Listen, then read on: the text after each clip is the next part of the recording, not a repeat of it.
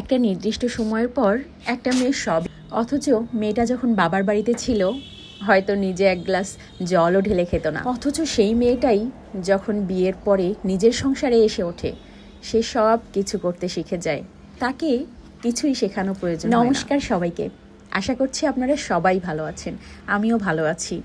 আর আগামীকাল আমার মা বাবা এসেছে।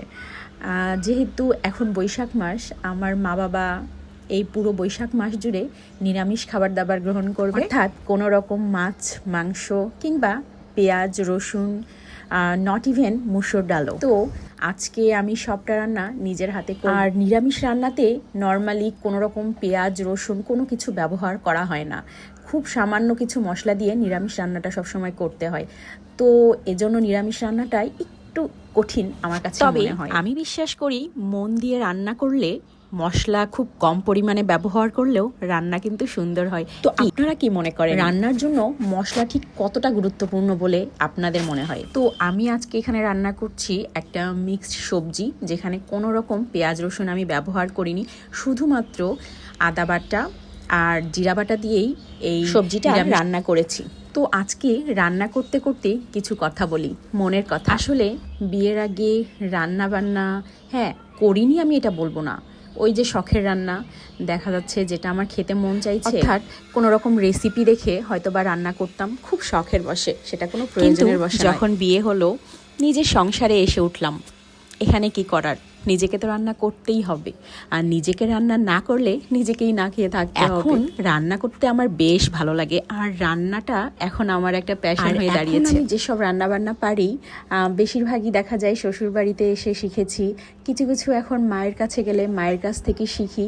এখন মোটামুটি আমি অনেক রান্না বান্নাই করে ফেলতে পারি। আসলে সময়ের তাগিদে, সময়ের প্রয়োজনে মেয়ে মানুষকে যে কত কিছু শিখতে হয়। আমার মিক্সড সবজি হওয়ার পরে আমি আজকে পাট শাকটা ভেজে নিচ্ছি, আর এই পাট শাকটা একেবারে গ্রিন রেখেছি। আমার কাছে মনে হয় এই সবজির অরিজিনাল কালার রেখে রান্না করাটা বেশি পুষ্টি সম্পন্ন। আমি কিন্তু শাকের মধ্যে কোনো রকম কোনো মশলা পেঁয়াজ রসুন কোনো কিছুই না, শুধুমাত্র তেল আর শুকনা মরিচ, এতটুকুই ব্যাস। এই সামান্য দুটো জিনিসেই শাকভাজিটা অনেক বেশি টেস্টি হয়েছিল।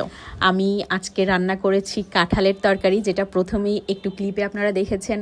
আমার মা গ্রাম থেকে নিয়ে এসেছিল কাঁঠাল, কাঁচা কাঁঠালের তরকারি আমরা সবাই খুবই পছন্দ করি। মোটামুটি যেহেতু এখন নিরামিষ রান্নাবান্না চলছে, সে কারণে নিরামিষ হলে 3-4 পদের রান্নাবান্না ছাড়া আসলে ভালো লাগে না। তো আমি রান্নাবান্নায় স্নান সেরে একদম ফ্রেশ হয়ে নিয়েছি, আর এখন আমি একটু খেতে দেবো আমার বাবাকে। তো রান্নাবান্না শেষে বাবাকে খেতে দিয়েছি, আর আমার খুব ভালো লাগছিল যে আমার বাবা বলছিল রান্নাগুলো সবগুলোই খুবই মজা হয়েছে। আর যেহেতু আমি নিরামিষ রান্না করছিলাম এতগুলো, যেহেতু টেনশন নিরামিষ রান্না করেছি। তো আজকে আমার ভিডিওটা এ পর্যন্তই, আপনারা সবাই ভালো থাকবেন, টাটা।